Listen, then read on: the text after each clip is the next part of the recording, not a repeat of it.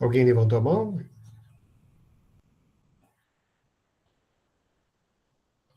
Pode falar. É que eu perdi essa última atividade, rapaz, que o senhor enviou. No dia que eu fui enviar, não tinha mais como. Só Tudo essa que bem. faltou para mim, Pode me essa enviar até última. amanhã por e-mail, por gentileza. Beleza, valeu. Aliás, deixa eu explicar para vocês. No início, eu não estava recebendo por e-mail, tá? Mas é muito ruim ficar abrindo a atividade na plataforma, porque isso prejudica a nossa organização interna com os tutores, né? E devido como muitos estão durante o curso, né, estavam pedindo para enviar, né, porque perderam o prazo, eu passei, então, a receber por e-mail, tá? Então, eu só estou explicando isso porque alguns inicialmente entraram em contato comigo perguntando se podia enviar por e-mail, eu disse que não, né? Mas no transcorrer, né, eu passei a aceitar, tudo bem? Então, aqueles que estão com atividade em atraso, pode me enviar por e-mail, que eu estou aceitando, né?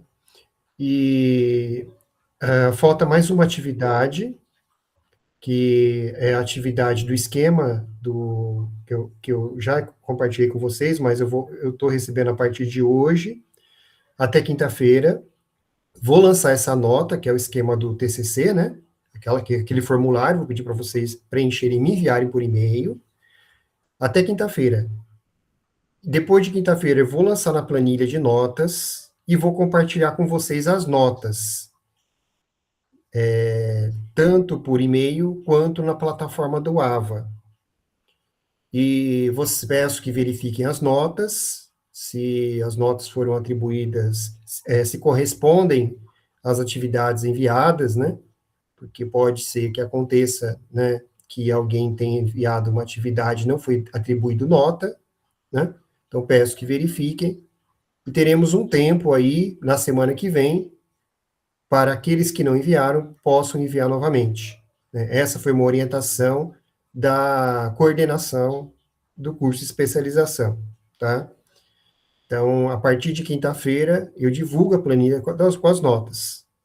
E vocês poderão verificar, e se for o caso, de me informar qual atividade, que uma atividade foi enviada e não foi atribuída nota, você deve me informar por e-mail. Maria Alice? Boa noite, meu áudio tá nítido, dá para ouvir? Consegue me ouvir? Sim, conseguimos.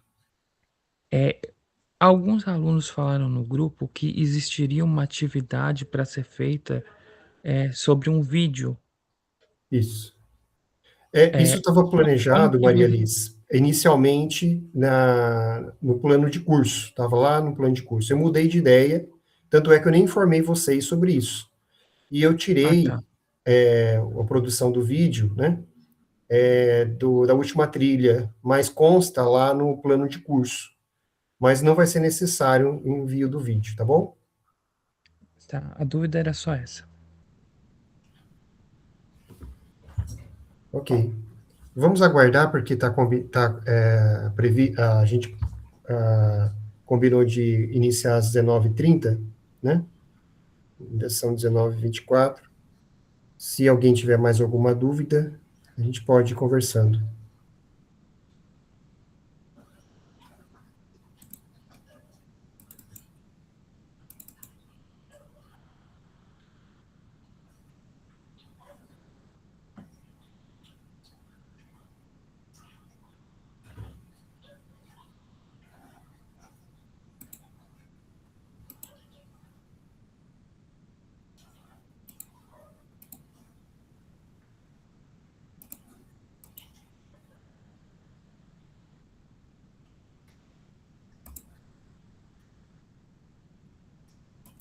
Bom, a pergunta que foi feita sobre o formulário, né?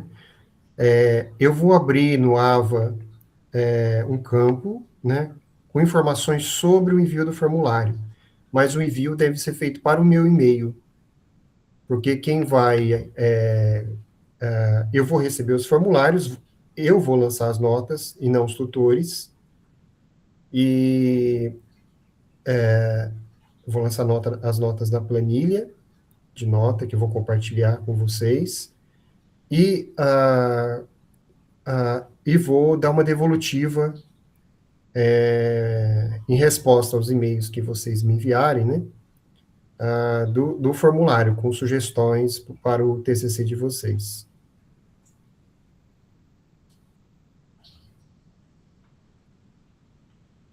Essa devolutiva pode ser que extrapole, como são, eu vou ler com cuidado, né, pode ser que extrapole o tempo do semestre, tá? Pode ser que extrapole o tempo do semestre.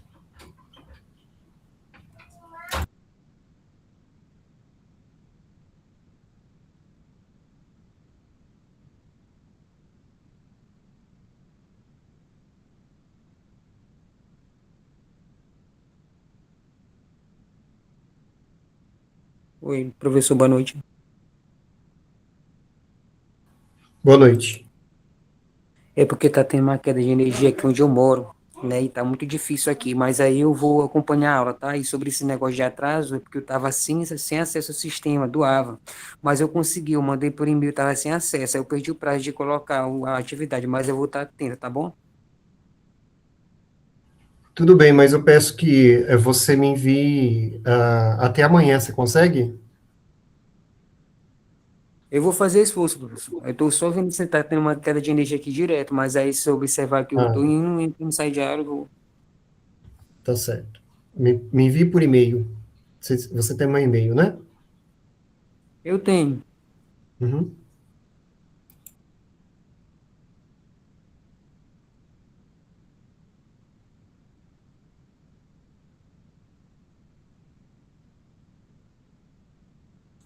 Boa noite, professor.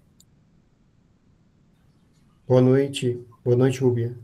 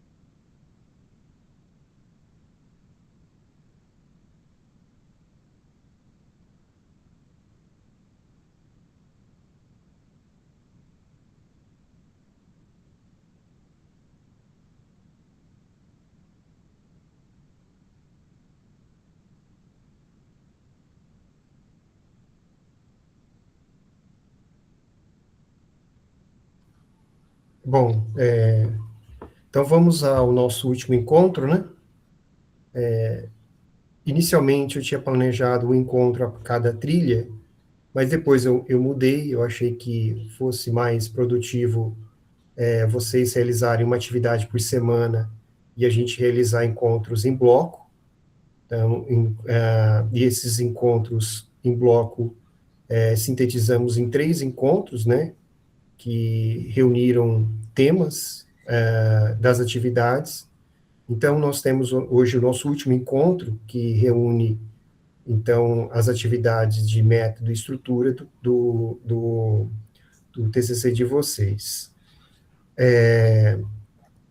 Então, a gente vai tratar de método e estrutura do TCC, que é no formato de artigo, né, voltado para a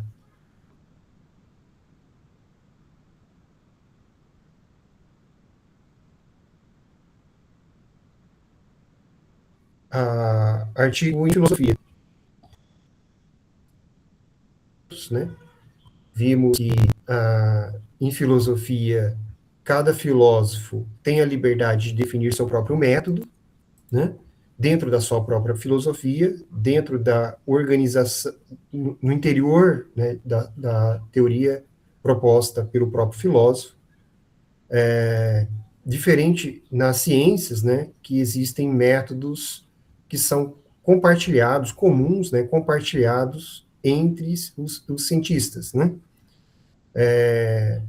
Já em filosofia, né, como o filósofo tem a liberdade, escolhe seus próprios princípios, define o que ele quiser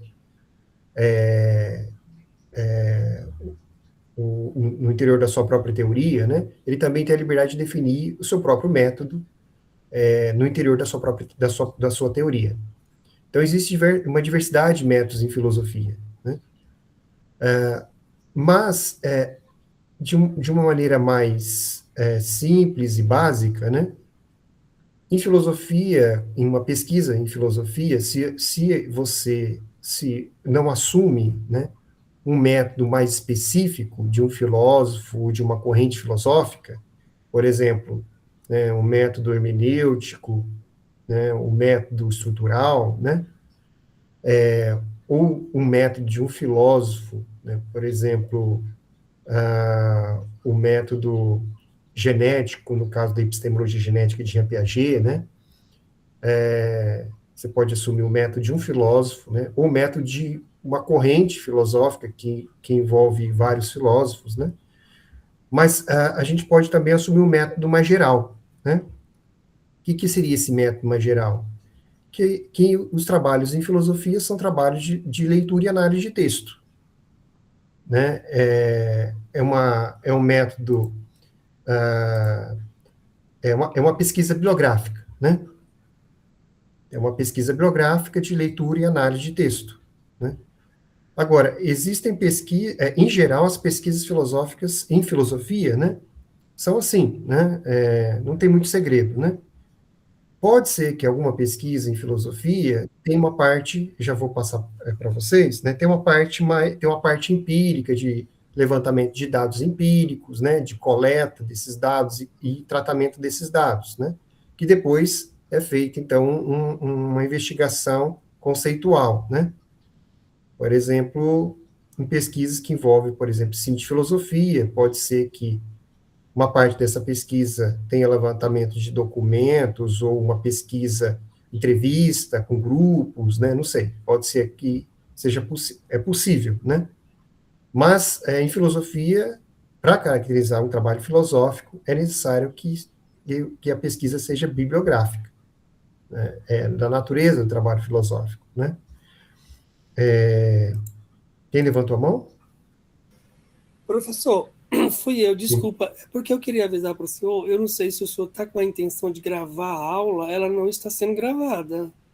Está sim, Geraldo me avisou que está sendo gravada. Tem certeza, professor? Está sendo gravada, Geraldo? Tá, Sim, tá gravado, não tá aparecendo aí pra vocês, não? tá aparecendo, tá gravando. Para mim não aparece, não. Pra mim Desculpa, tá professor, mas aparecendo. você tá, então eu só queria avisar, tá? Pode continuar. Tá. Gravação, aqui aparece para mim, gravação. Não está sendo gravado assim. Está sendo gravado, né? Tá certo. Bom, então, o que é um método, né? Bom, o professor de metodologia já deve ter passado para vocês, né? E também não é novidade, né? Método, né, significa caminho, né? Então, então, em uma primeira aproximação, pode-se dizer que método é o caminho a ser seguido através de uma série de operações e regras pré-definidas que estão aptas a alcançar o resultado. Então, para alcançar o resultado, a gente delimita ou a gente especifica, né, qual o caminho que a gente vai estabelecer, né, para que a gente alcance o resultado, né? E aí a gente precisa especificar o tipo de pesquisa a ser realizada e os elementos necessários, né, para a sua realização. Isso, em geral, né, não só em filosofia, né, em metodologia científica em geral, né. Em filosofia, né, embora se fale muitas vezes em diferentes métodos, tais como método dialético, método hermenêutico, método estruturalista, por exemplo, de modo geral, aceita-se que a metodologia de pesquisa define-se basicamente pela leitura e a reflexão, incluindo o levantamento bibliográfico e a seleção da bibliografia pertinente como atividades indispensáveis.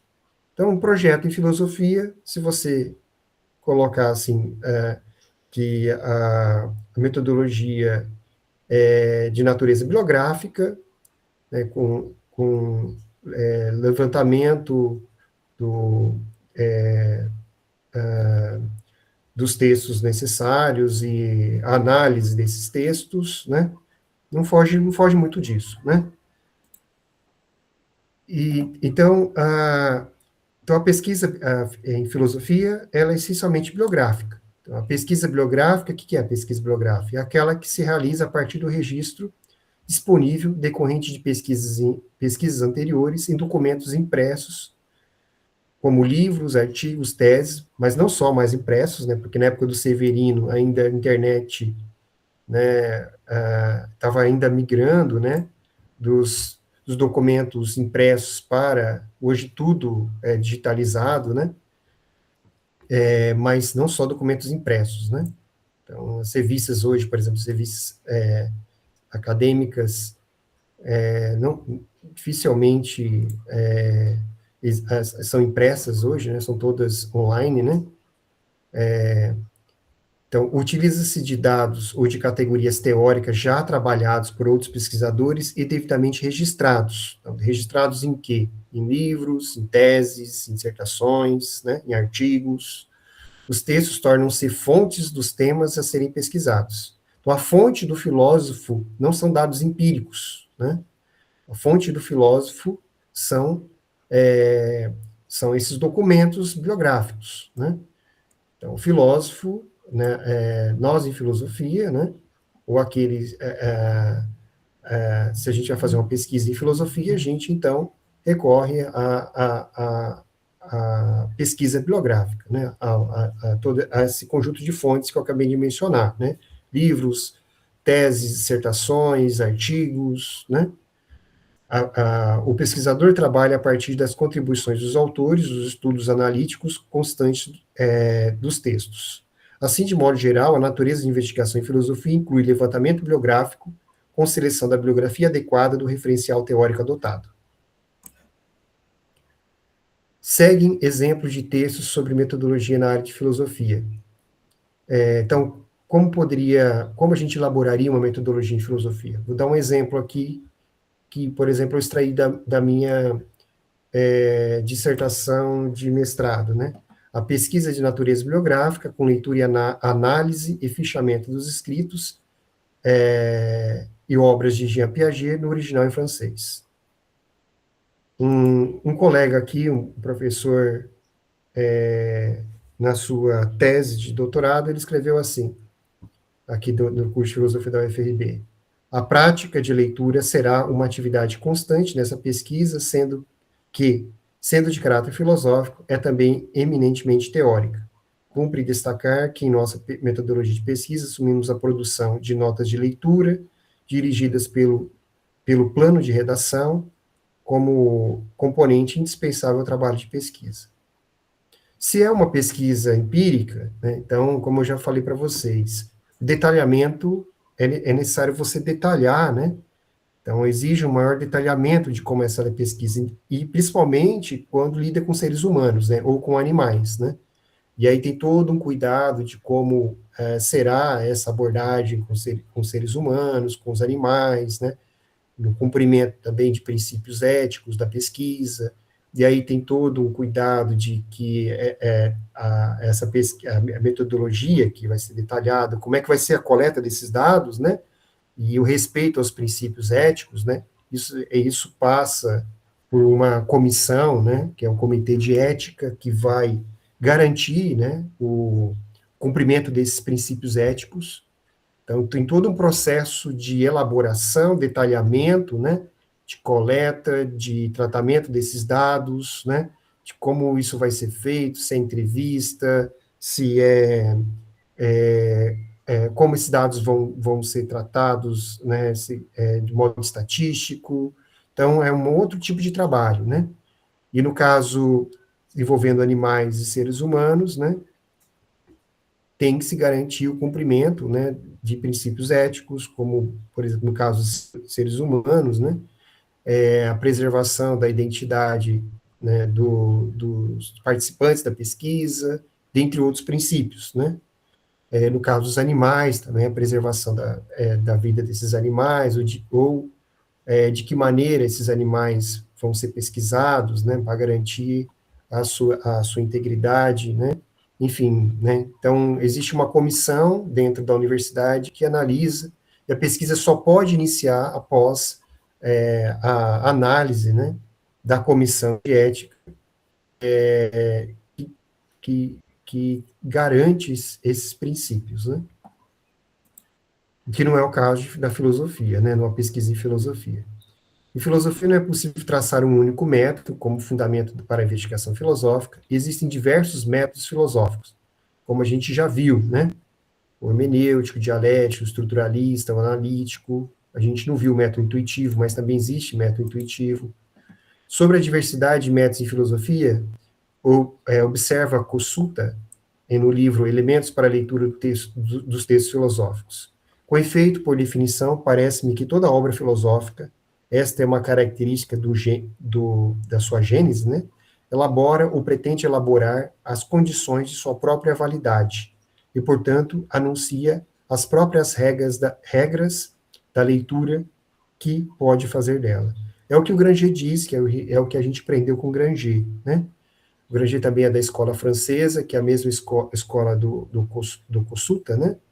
Que entende que um método é definido no interior da própria obra de um filósofo. Então, e como existem uma diversidade de obras, de teorias filosóficas, existe uma diversidade de métodos filosóficos, né? A gente pode, ao apresentar o método da sua pesquisa, você pode dizer, trata-se de uma pesquisa bibliográfica, com leitura e análise de texto, dos livros tais, do referencial teórico tal. Pode ser assim. Ou você pode especificar mais ainda e dizer assim, assume-se aqui um método hermenêutico, que consiste em tal, em que a leitura se realiza de tal maneira, a análise do texto se realiza de tal e tal maneira, né? Ou assume-se aqui o método estruturalista, né? Que é isso, é assim, assim, assim, de leitura, a leitura e a escrita no método estruturalista é de tal maneira. Então, você vai especificar mais ainda, se você assume um desses métodos em específico em filosofia. É possível também. A estrutura bom, então isso são orientações que eu dei sobre o método, né? Que eu teria a dar para vocês sobre o método. Então, não tem muito segredo a descrição de um método em filosofia, se sua pesquisa... porque a pesquisa em filosofia é essencialmente bibliográfica, né? Se uma parte da pesquisa for empírica, né? Tiver a parte empírica, então é necessário que você detalhe, né? Como vai ser, então, a coleta desses dados empíricos e o tratamento desses dados empíricos, né? E qual o método? Também existe um método, né? E existe uma diversidade de métodos também no tratamento desses dados empíricos, né? De coleta e tratamento desses dados empíricos. Tratamento, ou seja, a análise desses dados, e se isso vai ser transformado em números, né? Se for transformado em números, como vai ser analisado estatisticamente, né? E aí existem várias formas de se fazer isso, etc. Quem levantou a mão? Professor, está me escutando? O André falando? Pode falar, André. Boa noite, professor. Boa noite a todos os colegas. É uma dúvida aqui, professor. É só uma curiosidade, realmente. Não chega a ser uma dúvida. Eu compreendi perfeitamente, assim, o conteúdo até agora. Com relação à pesquisa empírica, digamos assim, a gente falando de pesquisa filosófica, ela é comum hoje em dia, essa pesquisa empírica na filosofia? Ela ela é bem recebida pela academia, assim? É uma curiosidade, não é com relação à dúvida no procedimento, é só como a academia vê na área de filosofia essa pesquisa empírica. Olha, André, em geral, como eu disse para você, não se faz pesquisa empírica em filosofia, né? Por exemplo, se o seu tema for algum tema em política, né? Se tiver alguma parte empírica, né?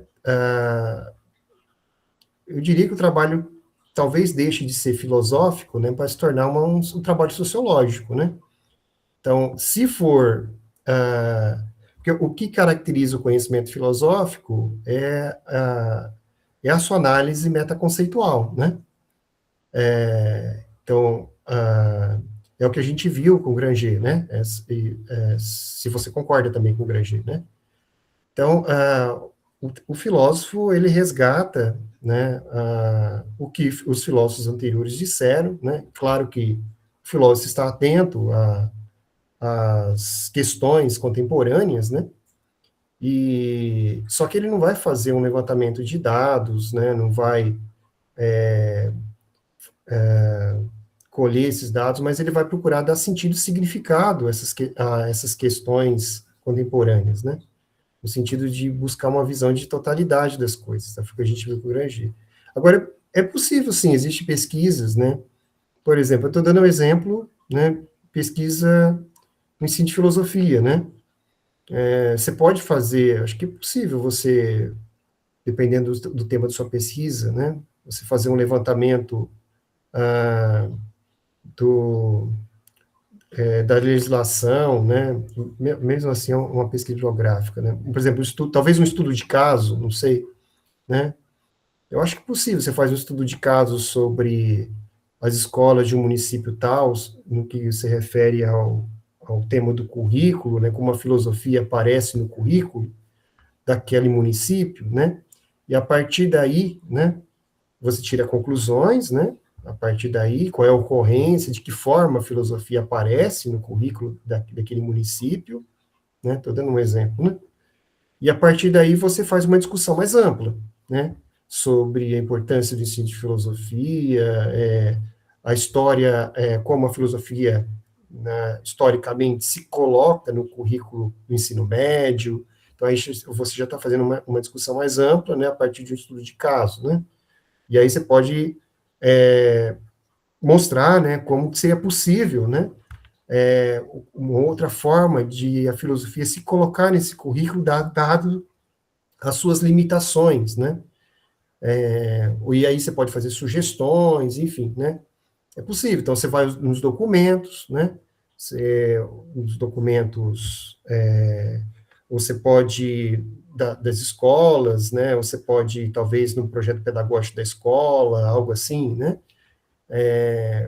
fazer esse levantamento desses dados, né, então, é possível, mas tem que ter, necessariamente, né, a pesquisa bibliográfica e a discussão conceitual, né, não há uma pesquisa em filosofia, né, sem a, a parte conceitual, metaconceitual, né, sem análise e explicação metaconceitual. Eu diria assim. Mas, em geral, as pesquisas em filosofia, não tem a parte empírica, né? Mas é possível, sim, né? Estou dando um exemplo, o caso do ensino de filosofia, que é uma sub-área da filosofia, né? O ensino de filosofia. Ok, professor, muito obrigado, hein? Era só uma curiosidade mesmo, não era dúvida, era uma curiosidade. Muito obrigado, professor.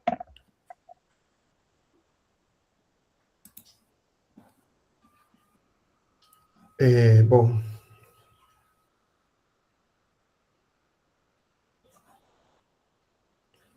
quanto à estrutura, né? A estrutura do artigo, né, são os elementos necessários que compõem as suas partes.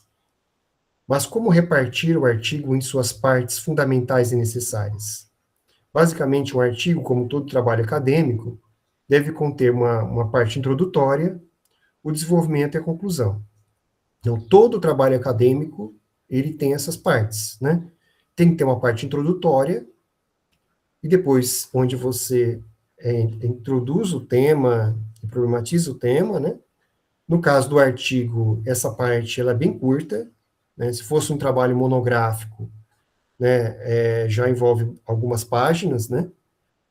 Ou numa dissertação de mestrado, ou tese de doutorado, são algumas páginas que a gente faz essa introdução. No artigo, isso é feito em poucos parágrafos, né? A parte introdutória.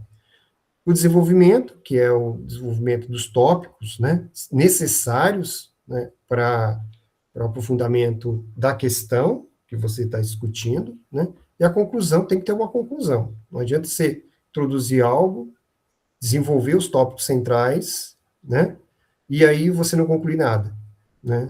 Então, todo trabalho acadêmico traz alguma conclusão, algumas considerações finais na reflexão que você está fazendo, na análise que você está fazendo. Na introdução do tema, é a apresentação do cenário em que o tema se coloca. Então, você vai trazer brevemente, como se trata de um artigo é curto, né? O artigo ele tem que ser bastante sintético, mas sem perder também, você não pode ser muito sintético e deixar de explicar coisas importantes, né?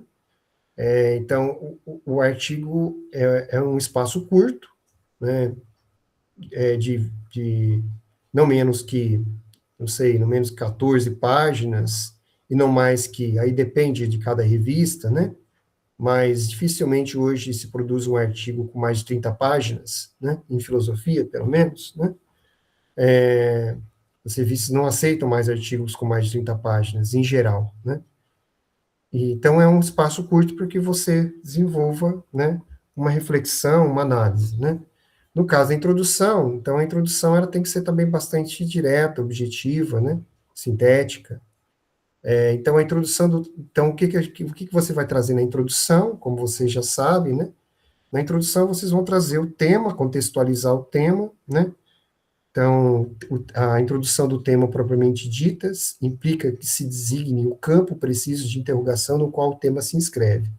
Pode-se valorizar esse momento, seja pela apresentação cuidadosa de uma situação, seja por um bom exemplo e até mesmo por uma observação paradoxal e incisiva. Então, você vai contextualizar o tema, né, e você vai, então, problematizar esse tema. Por exemplo, se o tema central é o conceito de função proposicional no Tratatus Lógico-Filosófico de Wittgenstein, veja como esse tema foi introduzido logo no início da introdução. Inserido, né? Inserido logo no início da introdução. A análise da predicação lógica tem uma longa tradição filosófica em que um dos temas centrais de estudo é a análise da forma lógica da proposição. Podemos dizer que, contemporaneamente, a forma mais bem acabada da predicação lógica é o esquema de análise expresso pelo conceito de função proposicional. Então, vocês estão vendo, ó, vai introduzindo aos poucos, né? Historicamente, a função proposicional surge como um esquema de análise lógica da proposição, resultante da convergência entre lógica e matemática, que surgiu, né, no final do século XIX e início do século XX. Dois dos principais responsáveis por essa convergência foram Frege e Bertrand Russell. Influenciado por Frege, herdeiro direto de Russell, tendo sido seu discípulo em Cambridge, Wittgenstein torna-se, em vista da originalidade de seu pensamento, um dos mais discutidos e comentados pensadores do século XX, principalmente com a publicação da obra do Tractatus, né? É nessa obra que Wittgenstein mais se considera devedor de Frege e Russell, tendo deixado nela menção explícita a eles.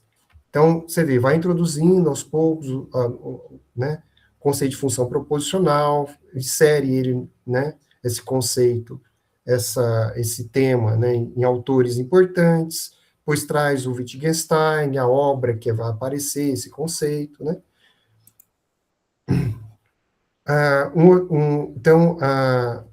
Então, na introdução, a gente introduz o tema, como deu o exemplo ali, né, e então problematiza esse tema. Então, a colocação em crise do tema é a problematização do tema, isto é, coloca a colocação do problema do tema de forma dramatizada. Diz aqui um dos autores, né, de metodologia filosófica, ele diz assim: a colocação em crise do tema, entendemos por colocação em crise a problematização do tema sob uma forma dramatizada. O que isso significa? Trata-se, então, de mostrar a tensão que o habita, sua dimensão interrogativa e mesmo seu paradoxo interno ou sua contradição aparente. Cumpre mostrar que ele não é claro, que não é ainda evidente e que exige uma explicação. Portanto, que ele coloca um problema que comporta objetos de discussão que envolvem consequências para o pensamento, a conduta, a existência, a humanidade, etc. Formula, então, rapidamente, mas de maneira explícita, o problema central do tema. Então, no artigo, a gente vai fazer isso, vocês fazem isso de maneira bastante sintética, porque não é uma dissertação de mestrado, não é uma tese de doutorado, né? Vou dar um exemplo aqui de como isso é feito pelo Bento Prado Júnior num artigo dele, né? O tema é filosofia no Brasil ou de uma filosofia nacional, né? Ele diz assim, ó, veja como ele vai introduzindo e problematizando. Falar sobre filosofia no Brasil é uma tarefa particularmente embaraçosa. Então, veja essa primeira enunciado. Ó. Então, é introdutório, né? Poderíamos definir essa dificuldade em termos aristotélicos.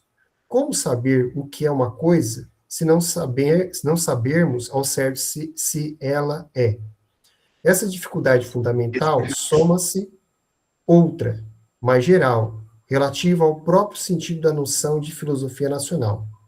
Não está, nessa noção, essencialmente prejudicado o ideal de universidade inerente à filosofia? Certamente houve, ainda há, historiadores preocupados em recortar a história do pensamento segundo as fronteiras do espírito das nações. Aí continua ele. A tarefa do historiador consistiria, dessa perspectiva, em ultrapassar a diversidade dos estilos e dos temas que separa, aparentemente, os pensadores e as gerações em direção a uma visão do mundo mais ou menos constante. Não cabe aqui a discussão da pertinência, aqui ele já vai delimitando o que cabe e não cabe, né? A discussão da pertinência dessa perspectiva. Indicamos-la para abandoná-la em seguida. O que nos interessa nela é apenas o contraponto. Então, ele vai fazer um contraponto, para atribuir um sentido mínimo e provisório à noção de filosofia nacional e situar corretamente a área da questão relativa à filosofia do Brasil. Então, ele já coloca até seu objetivo aqui. Então, veja como ele foi introduzindo, problematizou, e aí ele já diz o que ele vai fazer. Isso ele fez o quê? Em um parágrafo. Né? Isso é um artigo do Bento Prado. Né? Ele fez um parágrafo. Né? Então, ele introduziu, problematizou e já apontou o que ele vai fazer. Tá? É claro que ele fez aqui, o Bento Prado Júnior, né? É um grande filósofo brasileiro, né? Ele fez aqui com muita elegância, né? Com grande conhecimento de filosofia que ele tinha, né?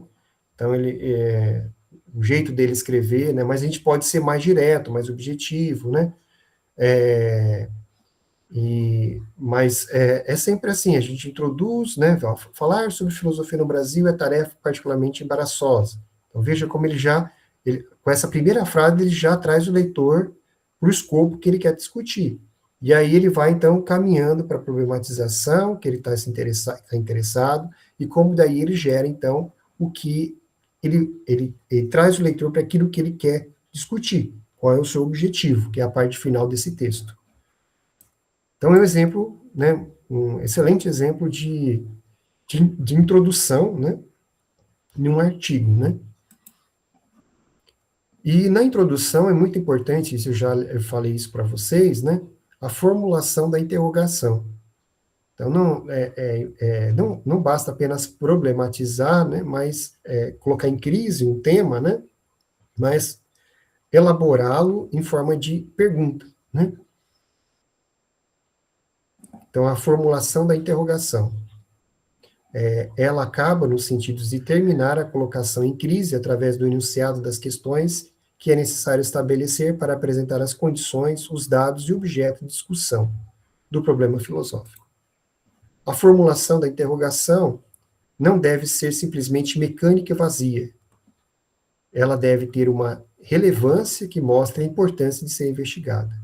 Além disso, a sua formulação deve ser tal que aponte para uma resposta que exija uma tarefa realizável nos limites colocados para a pesquisa em um artigo.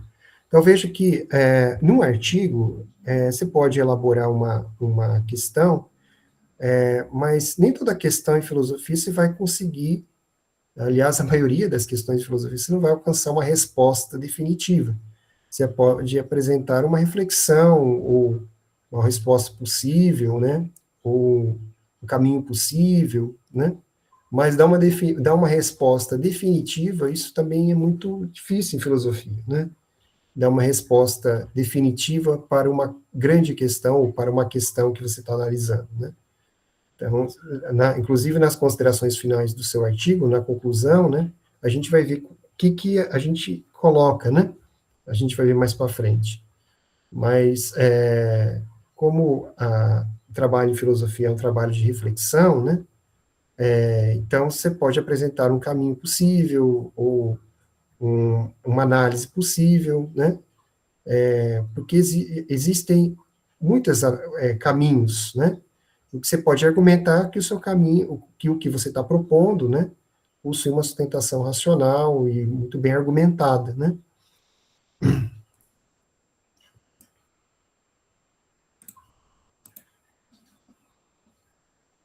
Então, a formulação, isso também já disse para vocês, né, da questão de pesquisa deve ser claro o suficiente para exigir uma conclusão, né, clara, né, no final do seu artigo. Então, isso eu já também chamei a atenção para vocês quando a gente tratou da questão de pesquisa, né, que ela deve ser clara, né, bastante clara, que pensar nos termos que você usa na formulação da sua questão de pesquisa, né, que são termos que não são termos aleatórios, né? Deve ser termos que você, de fato, vai trabalhar no desenvolvimento do seu TCC, né? Que você vai trabalhar no seu artigo, né? Então, essas respostas não são dadas na introdução, mas no final do trabalho, isto é, na conclusão, constituindo-se no desfecho do artigo. Então, outra coisa, você não pode dar uma resposta para o seu artigo, para a sua questão de pesquisa, ou apontar o desfecho logo no início do seu artigo, né? Você tem que construir esse desfecho, né, logicamente, retoricamente, né?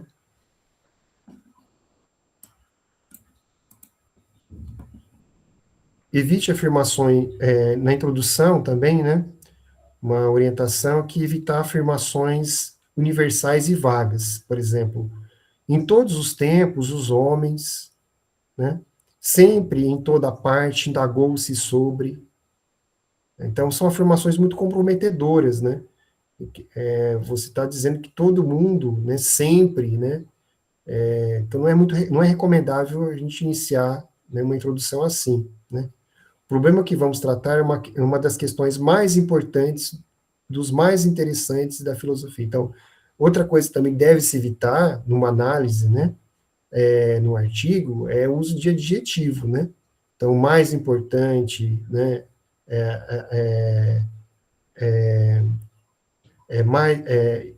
isso é extremamente relevante, né? Se é extremamente relevante ou não, você demonstra no seu artigo, não você diz, né? Então, evitar esses adjetivos assim, esses juízos de valor, né? no seu artigo. A gente não usa juízo de valor. Mas, se é importante, né? É claro que é importante. É óbvio que é importante a questão que você está trazendo. Não precisa dizer que ela é importante, né? Se ela é uma questão filosófica, né, que é uma questão que se insere dentro do debate clássico da filosofia, né? Que foi colocado pelo filósofo que você escolheu, pelo referencial que você escolheu, né? Que se essa questão se insere, né, nesse referencial teórico, né? Então ela é importante, né? Não precisa dizer que ela é importante, que ela é uma das mais relevantes, né? Isso é dispensável, né? Evite uma introdução que defina os termos centrais que deverão ser propriamente definidos e discutidos no desenvolvimento. Então, outra coisa que deve evitar na introdução é você já começar a explicar na introdução. Na introdução a gente não explica nada, a gente explica no desenvolvimento. Então, explicar um conceito, desenvolver um argumento, né? Isso já é elemento do desenvolvimento. Então, na introdução, você vai, então, fazer aquele movimento que o Bento fez no texto dele, um exemplo, né? Então, veja como ele introduziu o tema, né? Em seguida, ele já foi, colocou o tema em crise, né? E situou, e aí já apontou para o objetivo, e ele fez isso em um parágrafo, né? Você pode fazer em 2 também, né? 3, até 3 parágrafos, né? Mas também não pode fazer em 3 páginas. A gente só faz uma introdução em 3 páginas, 4 páginas, numa dissertação de mestrado, numa tese de doutorado. Um artigo, como eu já disse para vocês, é um espaço bastante resumido, né? Um espaço curto, para que a gente possa desenvolver uma discussão, desenvolver uma tese, né? Sustentar uma tese, né? Realizar propor uma interpretação, né? Então, evite uma introdução lacônica em que nada é enunciado. A introdução deve introduzir o tema, a problematização do tema, o objetivo e a apresentação da estrutura do trabalho com explicação do caminho, caminho seguido para a apresentação da resposta ao problema investigado. Então, são orientações gerais, tá? É claro que cada artigo tem as suas especificidades, né? Tá bom? Mas a introdução tem que ter esses elementos, né? Tá?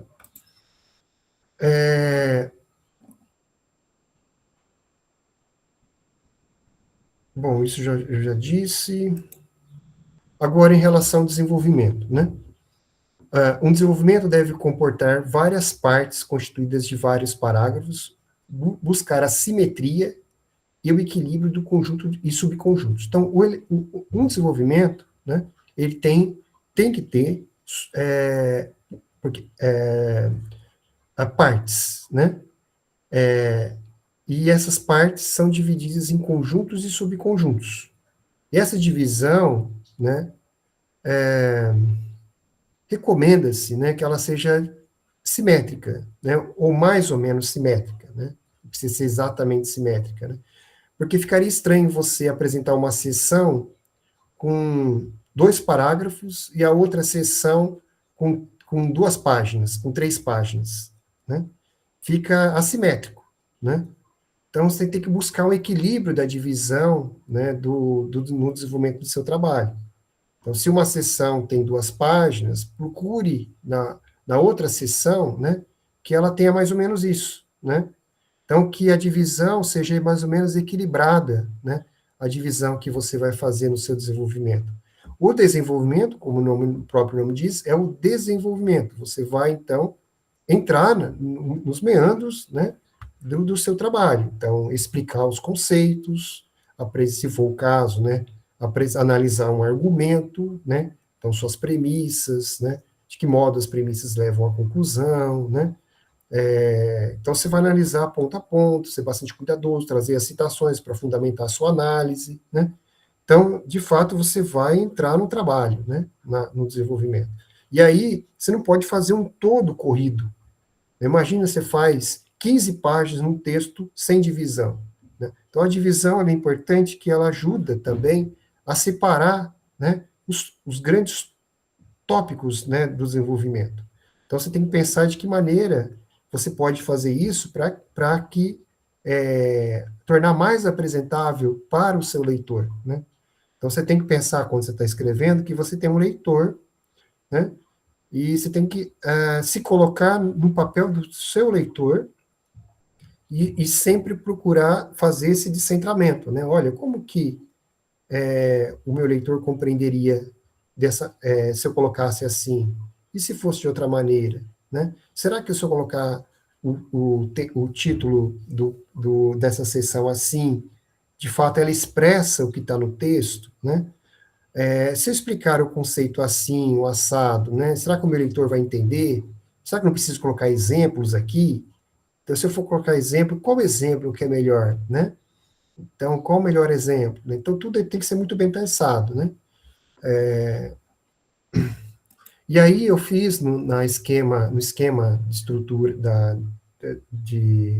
do TCC, né, que eu vou pedir para vocês como atividade, né, que eu já antecipei, já postei no AVA, né, que vocês propõem o título das sessões já, né, do TCC de vocês e o objetivo, né, o que vocês pretendem fazer em cada sessão, né.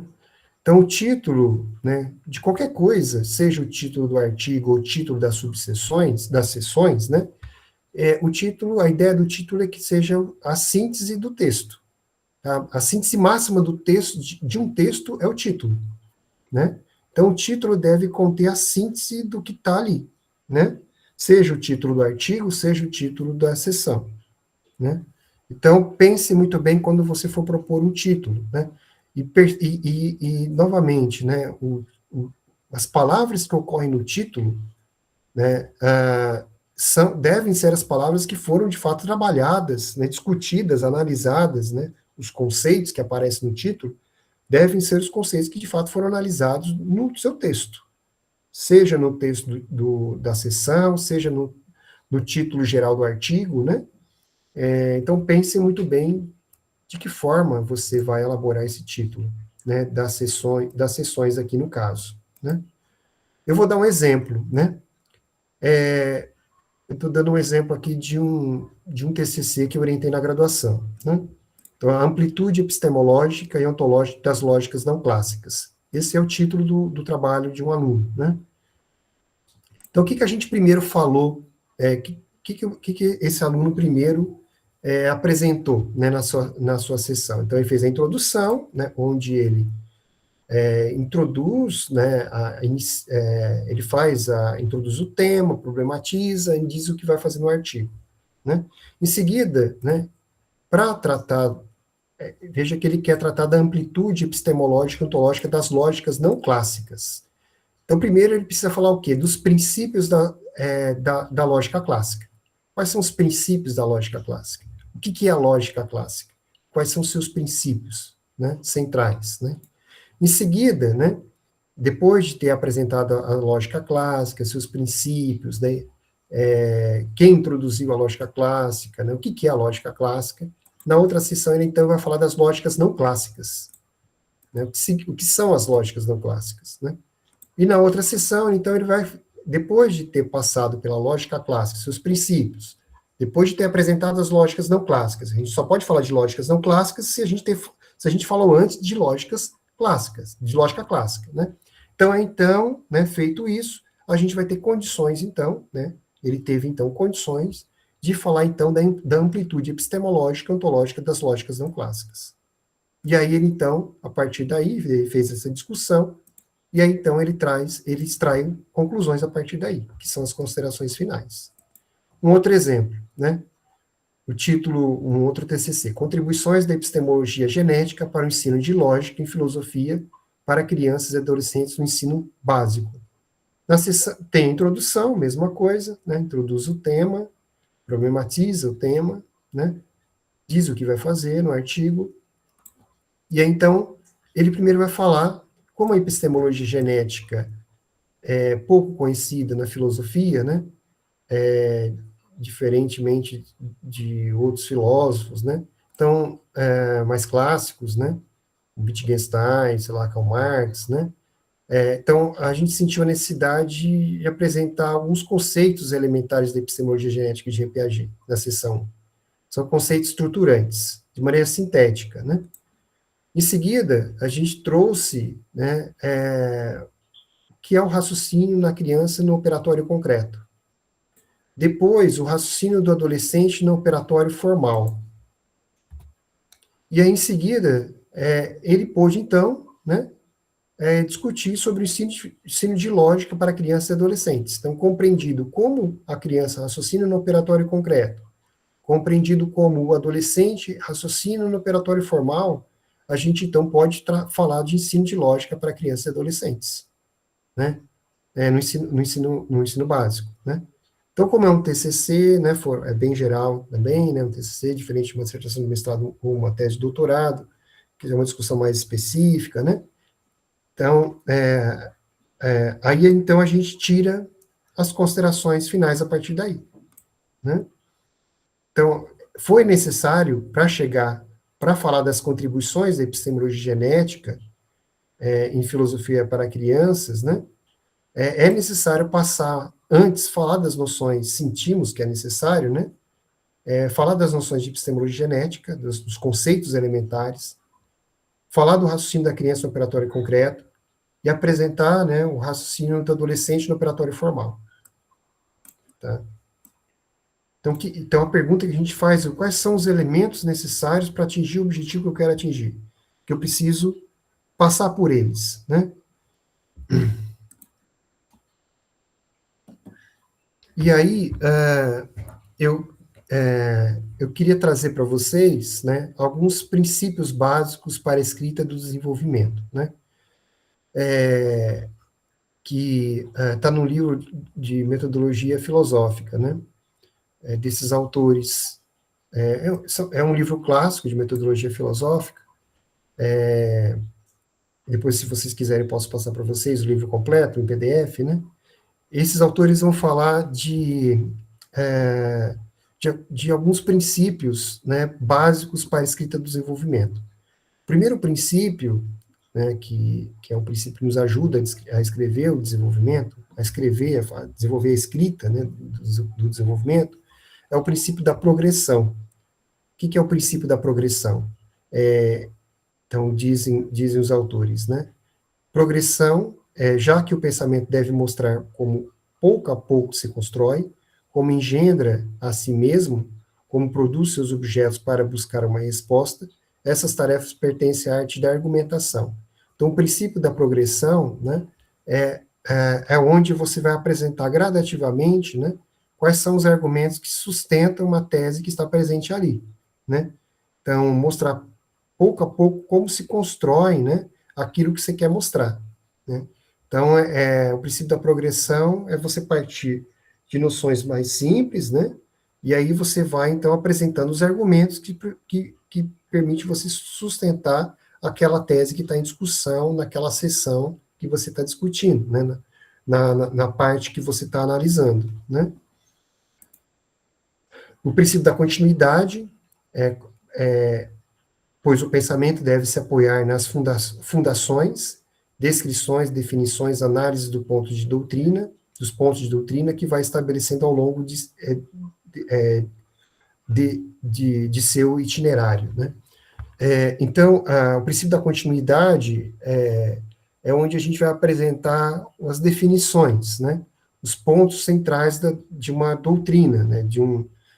Bom, isso depende do que o artigo estiver tratando, né? Mas o princípio da continuidade, como a gente vai explicar os conceitos, né, que você está discutindo. Então, para explicar um conceito central, quais outros conceitos você precisa explicar antes, né, mais elementares, né? Então, de quais pontos ou princípios você vai partir, de quais conceitos você vai partir para chegar onde você quer chegar, para explicar o conceito central, que é onde você quer chegar, né? Então, o princípio da continuidade, né? Então, o princípio da progressão, que é a construção gradativa, né, argumentativa do seu texto, para sustentar uma determinada tese, né? E o princípio da continuidade, que é essa explicação que você vai dando, né, dos conceitos mais simples aos conceitos mais complexos, né?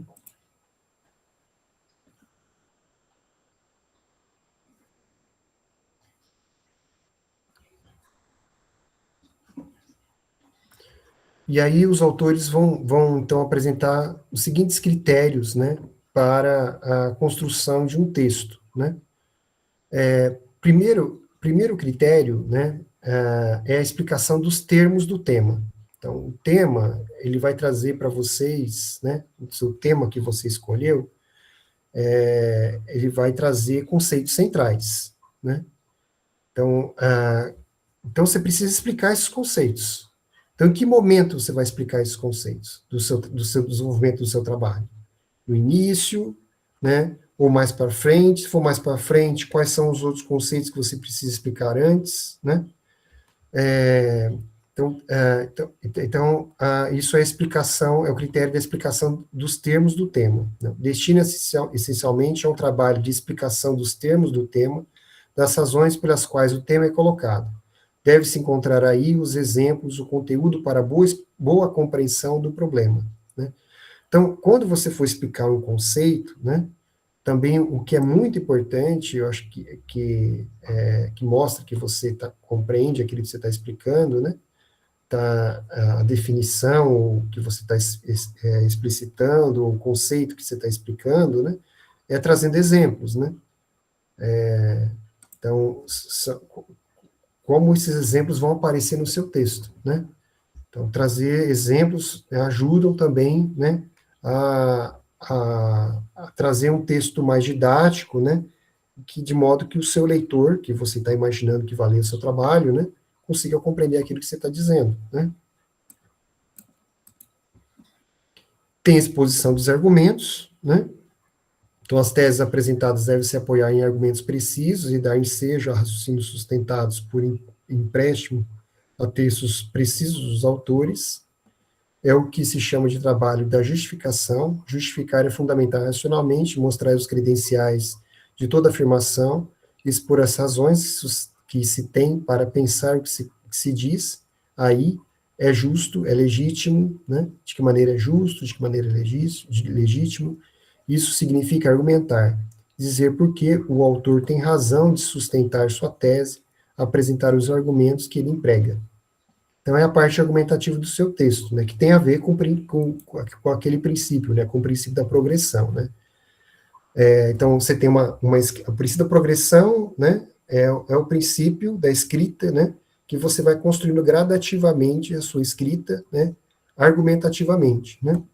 E o princípio da continuidade, você vai, no seu texto, você vai explicando os conceitos mais complexos a partir de conceitos anteriores mais simples que você explicou, né? Que você está assumindo inicialmente como conceitos mais simples que sustentam os conceitos que você onde você quer chegar, né? Então, não são coisas separadas, né? Dependendo da proposta do artigo, pode ocorrer as duas coisas, né? O seu texto pode ser uma explicação de termos, né? De conceito, mas também pode ser um texto argumentativo também, as duas coisas.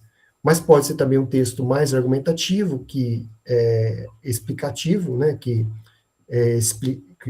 que você explica um conceito, mas também pode ser um texto em que você explica mais um conceito que um texto argumentativo, ou pode ser as duas coisas.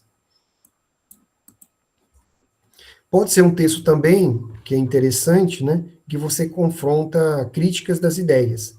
Você pode apresentar, contrapor teses, né, e seus argumentos, apresentar os seus argumentos, contrapor teses interpretativas, mostrar os pontos fortes, os pontos fracos, né, e a partir daí se extrair uma conclusão, propor uma outra interpretação, a partir da fragilidade de ambas as teses e seus argumentos, você então pode propor uma terceira interpretação de alguma coisa, né?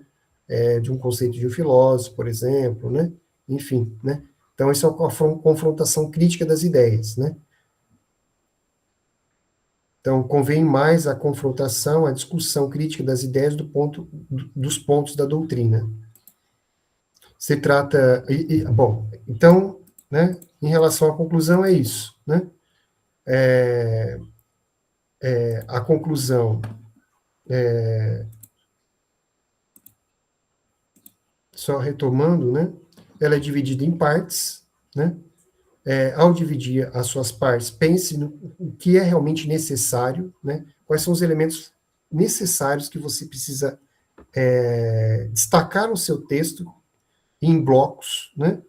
E a divisão desses blocos, desses conjuntos e talvez seções, né, ou subseções, ou subconjuntos, né, você tem que buscar uma certa simetria, né? Ficaria muito estranho, como eu já disse para vocês, se fosse muito assimétrico, né? Tem que ter mais ou menos uma divisão mais ou menos equilibrada, né, nas seções do seu desenvolvimento. Aí onde eu fiz sugestões, né, de esquema de estrutura do TCC, que eu estou sugerindo que você pedir para vocês preencherem aquele formulário, né? Então, dê um título, pense bem no título, né? Esse título, como todo título, né?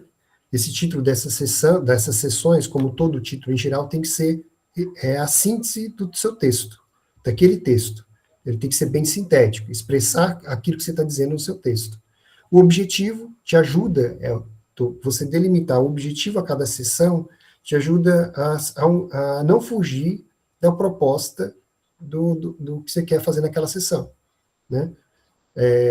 Então, você sempre retoma, o que eu pretendo fazer aqui, né? Então, é um guia importante para você não fugir e para ideias secundárias, né? Então, isso te ajuda, né, metodologicamente. Aí eu dei exemplos, né, de estrutura de TCC, e aí eu apresentei com base num livro de metodologia filosófica, não é metodologia científica, é um livro, de fato, de metodologia filosófica, né, alguns princípios de escrita do desenvolvimento, né, é o princípio da progressão, então, gradativamente, você vai construindo o seu argumento, né, então, progressivamente, né, apresentando você parte de certas premissas e aí você vai construindo um texto argumentativo, então, o que permite você progredir de justificativa a justificativa, né, até onde você quer chegar, até a tese que você quer sustentar, e o princípio da continuidade, né, que é o princípio em que você vai explicando os conceitos dos mais simples que sustentam os conceitos mais complexos, que por sua vez sustentam outros mais complexos, né? O princípio da continuidade. Não são coisas excludentes, podem ser complementares, né? Ou pode ter um artigo que seja mais um ou mais outro, né? No seu texto você pode, então, explicar um tema, né? Ou seja, um texto de análise mais conceitual, pode ser também um texto mais argumentativo, as duas coisas, mas também pode ser um artigo em que você confronta teses, né, com, pontos de vistas, né, isso também a gente vê artigos em que autores fazem isso, né, confrontar ideias, confrontar teses, né, enfim, né, depende da proposta de cada artigo. E na conclusão, né, a conclusão, então, todo artigo tem que apresentar um fechamento, né, seja lá ele qual for, tem que apresentar o artigo não pode encerrar com a discussão da conclusão, né, com o desenvolvimento. Tem que apontar para um certo fechamento, né, então, ele para uma composição final, né. O primeiro objeto de uma conclusão é dar, se formos capazes de fazê-lo, respostas às perguntas que forem formuladas antes, em particular as da introdução, em suma, as que definem a problemática. Nesse caso, é preciso responder explicitamente, evitar os subterfúgios, evitar enrolar o leitor. Então, uma coisa que não se faz na introdução é enrolar o leitor, né? Então, se você apresentou lá na introdução, né, a sua questão, você formulou essa questão, né? Então, aqui, né, e aí você, no desenvolvimento, você trouxe todos os elementos, né, para discutir, e você foi discutindo essa questão, né? Então, chegou a hora, então, de você fazer o arremate final, né? Você pode fazer uma conclusão, um fechamento, uma síntese do que você discutiu, ou você pode fazer algo que a gente chama de considerações finais, né? Em que você apresenta um artigo que você não apresenta uma conclusão, né? Mas que o seu artigo, ele termina numa reflexão. É possível também, em filosofia, né? De forma, como a gente diz, né, de forma poética, né? Como nos diálogos de Sócrates, de Platão, né?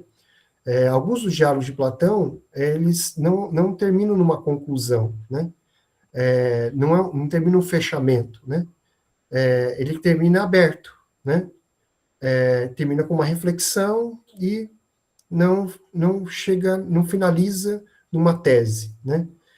Então, em filosofia também se pode ter uma conclusão assim, que a gente chama de considerações finais, né? Você pode terminar trazendo, depois de tudo que você analisou, os argumentos que você construiu, os conceitos que você explicou, né? Então, agora você tem condições para apresentar uma reflexão mais fundamentada em torno da questão que você apresentou, né? Ou você pode propor uma resposta à questão também, né? Então, a conclusão, ela pode ser uma recapitulação, né? Como eu disse para vocês, uma síntese.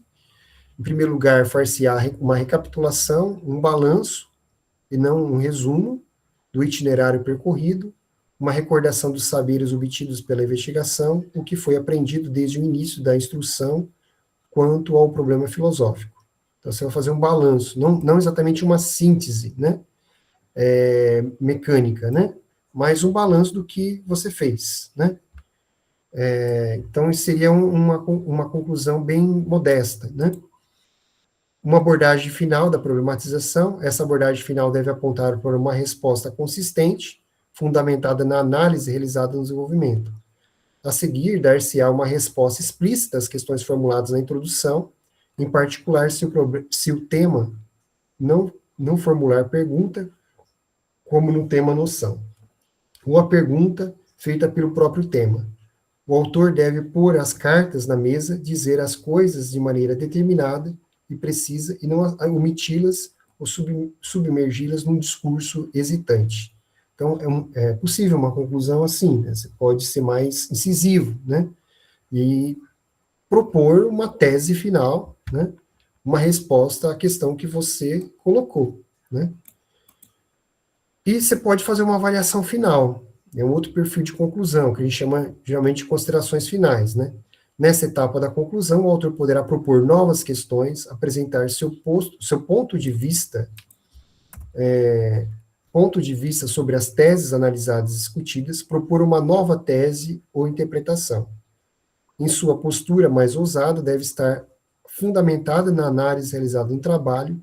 Isso é possível no final do trabalho, após todo o percurso de análise dos conceitos e argumentos.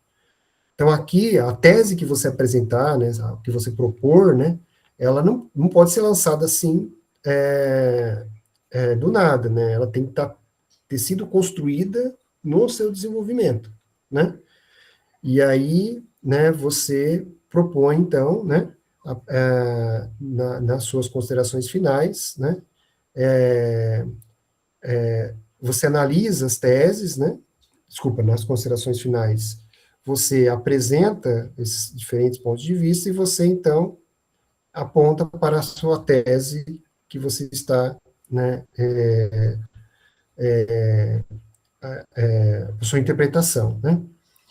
Diz os autores, né? Enfim, poder-se atentar uma espécie de abertura final que pode avaliar os problemas colocados, retomar a questão de suas destinações, moral, religiosa, metafísica, por exemplo, ou mesmo interrogar-se sobre a formulação do tema. Então, você faz uma avaliação final, né? Então, você retoma as teses discutidas, né? A partir daí, você pode, olha, uma tese possível seria essa, né? Dadas as devidas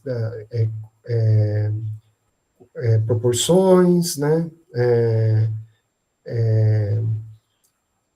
Então, você faz uma avaliação final, né? Mas sem ser muito incisivo, como no perfil da conclusão anterior, né, em que você apresenta uma resposta, né? Aqui, esse perfil de conclusão, você faz uma avaliação, né?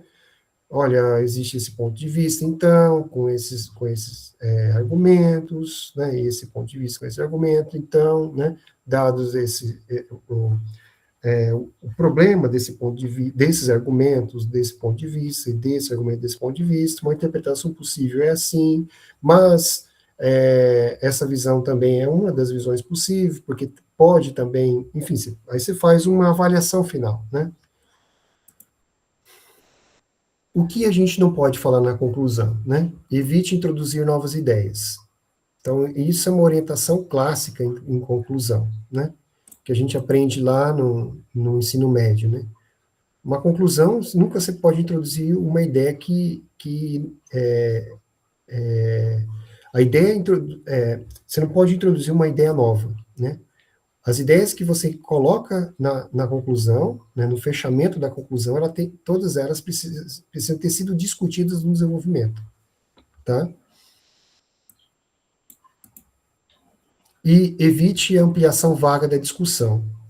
Convém precaver-se também contra o famoso ritual de ampliação, tão frequente recomendado. Ele conduz às perguntas mais vagas do tipo, mas enfim, o que é o homem? Ou um abuso de fórmulas dos ismos, tipo, não é o acúmulo, não é o cúmulo, o existencialismo, servir-se do criticismo para refutar o idealismo? Então, evitar isso na conclusão, né? Perguntas, você terminar com uma pergunta muito geral, né? Que com um escopo muito amplo que o que você discutiu no artigo não deu conta disso, né? Então, evite isso na sua conclusão, né?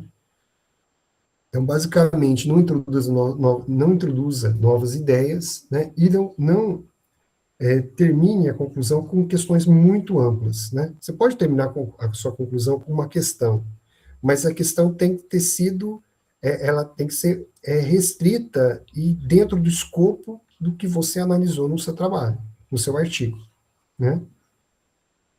Não tem problema de você, nas suas considerações finais, né, você colocar, né, uma outra questão, terminar com uma questão que pode dar continuidade a um outro artigo, por exemplo, né? Mas o escopo dessa questão, né, tem que estar dentro do escopo que você discutiu, né, no seu artigo. Então, basicamente, são essas as minhas sugestões, né, da introdução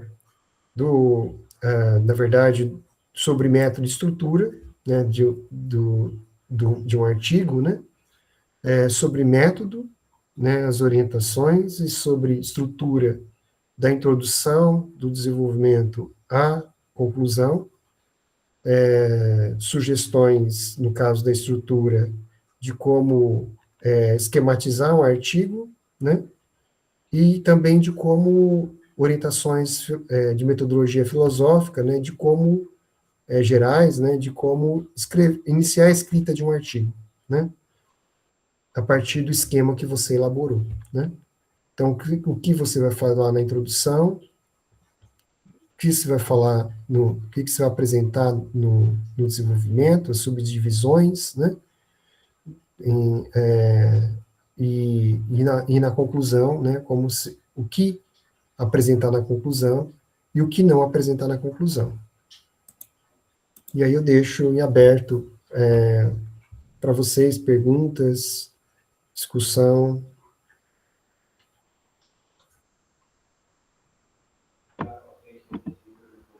Pode falar, Nelson.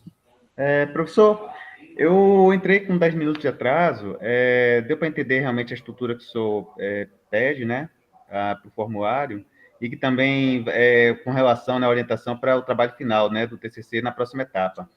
E aí, a minha pergunta é com relação a algumas informações que estavam sendo tratadas lá no grupo WhatsApp, né, no geralzão, e aí, como foi? Pode ser até que o senhor tenha mencionado sobre isso no início da aula, né, mas eu pensei que fosse pela plataforma AVA, depois o colega disponibilizou o Meet lá, porque a plataforma AVA, pelo menos hoje, ela está instável.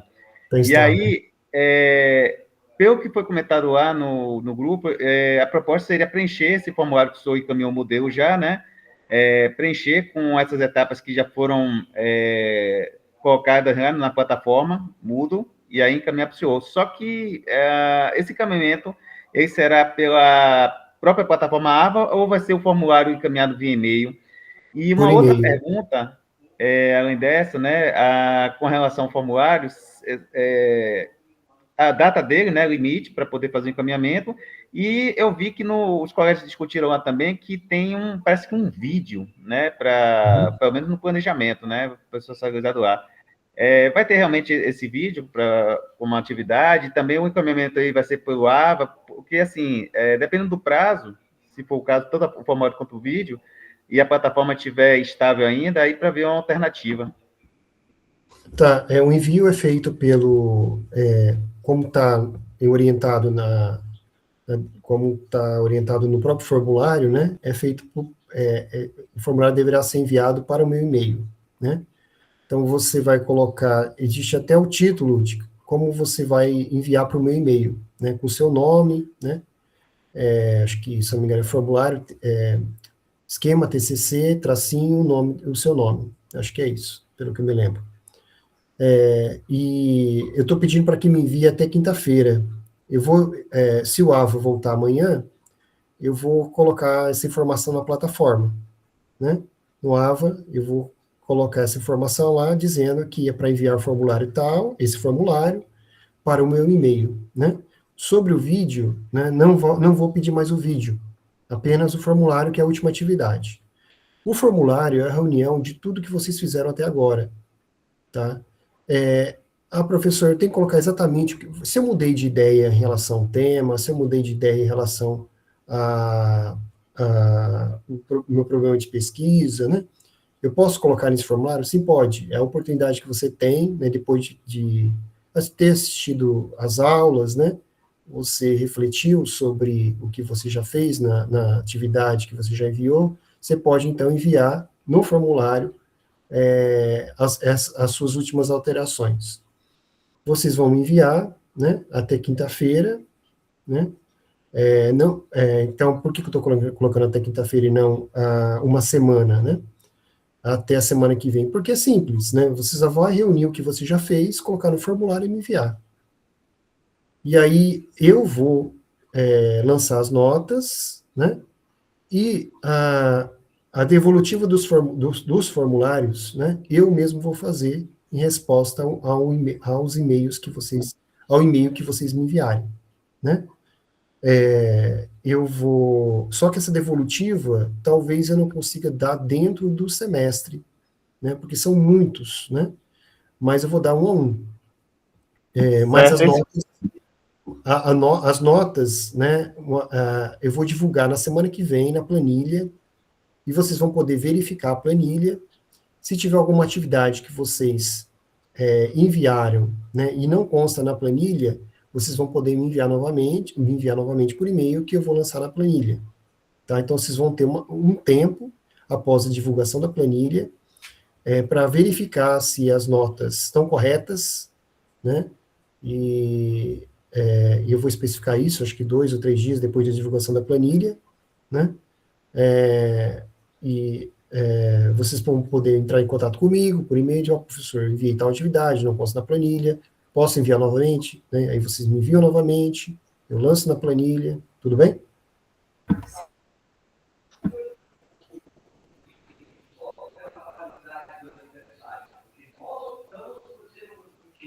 O senhor conseguiu me ouvir?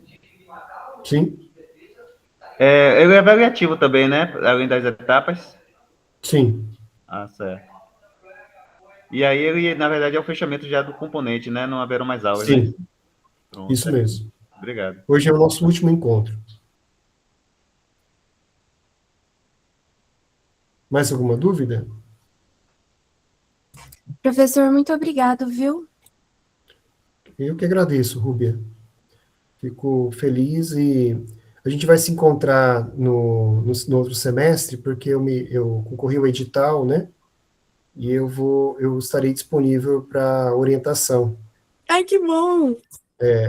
Então... Eu ia perguntar isso, se o senhor também nos daria essa ajuda, né, na orientação dos nossos trabalhos. Sim. Professor, Oi. eu sou muito grata pela orientação, pela aula. Suas aulas são riquíssimas, viu? Obrigado, Yolanda. Mas eu estou satisfeitíssima com o curso, Que bom. Fico viu? feliz. Muito obrigada. Eu que agradeço a presença de vocês aqui.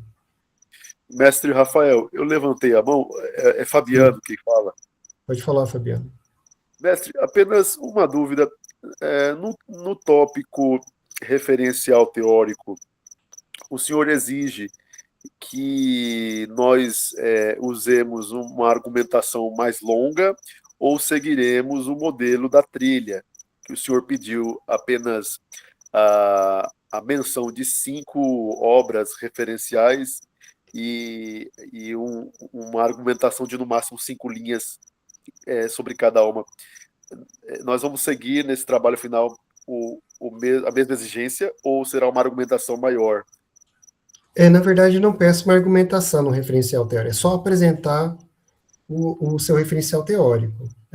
Porque quando é uma argumentação, você precisa provar para alguém alguma coisa, né? Aqui, eu não estou pedindo para você provar nada, que a sua argumentação é relevante, que o seu referencial é relevante ou não é. Estou pedindo para você apresentar o seu referencial, né?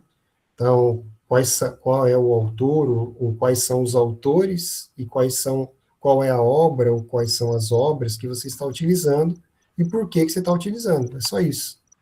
Perfeito. E aí, no esquema do TCC, se foi aquilo mesmo que você apresentou na etapa que eu pedi essa atividade, se você está mantendo a mesma coisa, só você colocar no esquema final nesse formulário que eu estou pedindo. Obrigado, professor. Tá bom? Perfeito. Mais alguma pergunta? Rafael, eu tô com a mão levantada. Regina falando. Eu queria agradecer pela explicação, que foi muito objetiva, muito clara. Tá clara que o artigo ele passa por essa delimitação de um assunto, mas que também não seja um assunto tão amplo, que passa pela questão do tema, que o título ele já sinaliza para a gente esse tema, essa questão de um problema, de que o artigo ele tem que ter um problema, e por que viés o tema será abordado. Isso ficou bem claro na sua explicação.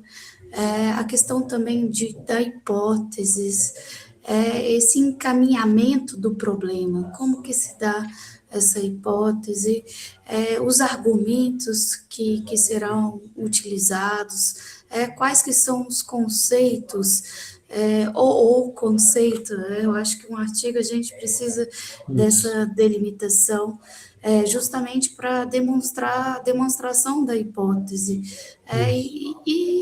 e a consequência, o que se extrai da compreensão do autor a partir desses argumentos. Eu acho que a sua fala foi muito objetiva, muito clara, e demonstrou que a pesquisa em filosofia é esse diálogo com textos filosóficos. Muito, muito obrigada. Obrigado. Só uma coisa que eu acho interessante, eu aprendi, como eu sou professor de lógica, né? Fui aprender isso com o meu orientador, que tinha formação em lógica, aprendi só no mestrado, né? A importância de elaborar uma hipótese, né? Sim. E a possibilidade de você reformulando essa hipótese no desenvolvimento da sua pesquisa, né? E que essa reformulação, né, que você vai fazendo, né, da hipótese, que é uma resposta inicial, no projeto de pesquisa, é uma resposta inicial ao seu problema de pesquisa, né, ou uma reflexão, né, depende do estilo de trabalho, né, mas, inicialmente, uma hipótese é uma resposta, né, à sua questão de pesquisa. No projeto, ela é uma resposta inicial.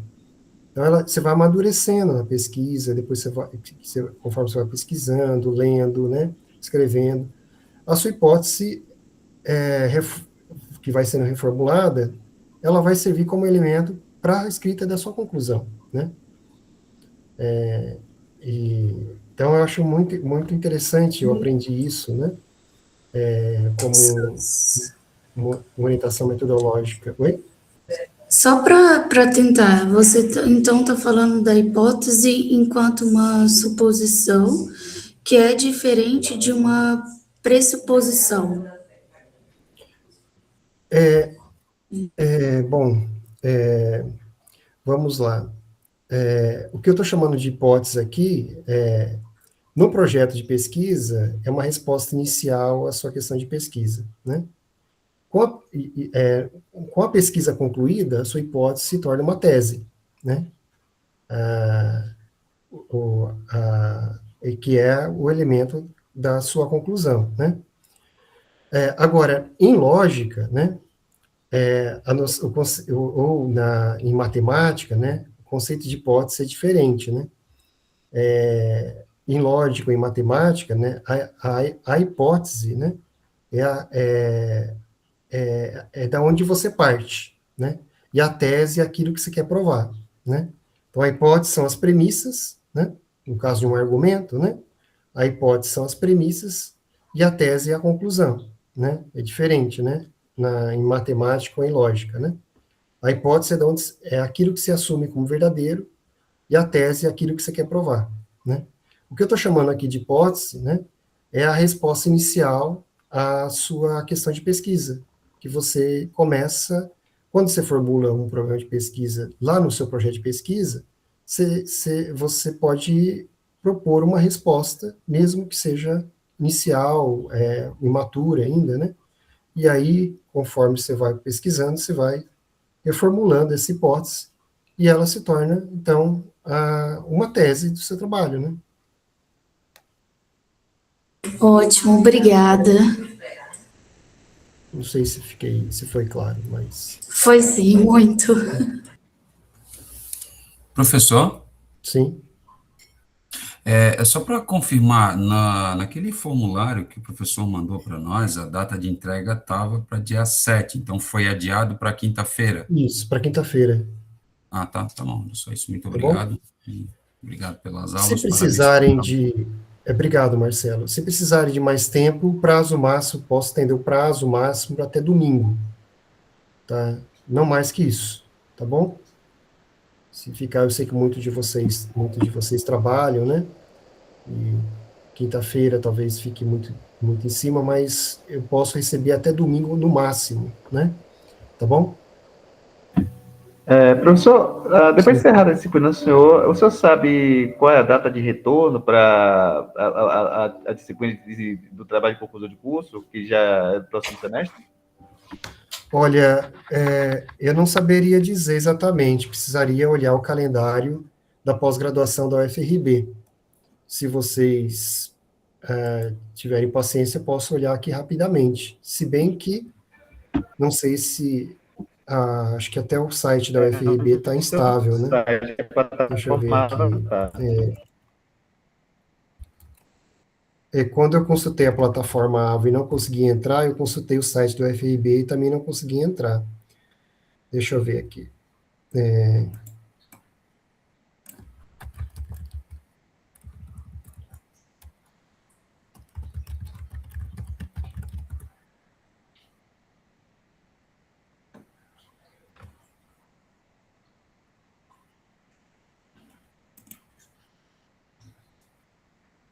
Não está entrando, não.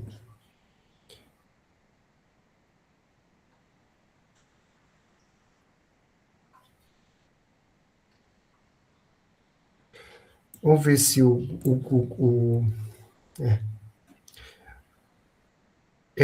acho que deve voltar a meados de agosto, porque o recesso inicia-se, o recesso da graduação. Eu acho que o calendário da pós, ele está alinhado ao calendário da graduação, né? Eu acho. As aulas na graduação vão até dia 25. E aí tem um recesso que vai até o dia 25 de julho, né? Aí vem um recesso, que são 3 semanas, as aulas voltam, acho que, se eu não me engano, dia 16 de agosto, se eu não me engano, ou dia 9 de agosto. Eu acho que por aí, mais ou menos, as aulas da pós-graduação devem voltar. 17 de agosto, 9 de agosto, por aí. O qual o Luiz Antônio informou aqui no chat que é 17 de agosto. Ah, certo. Então é isso mesmo. Obrigado, professor. Acho que é isso mesmo. Obrigado.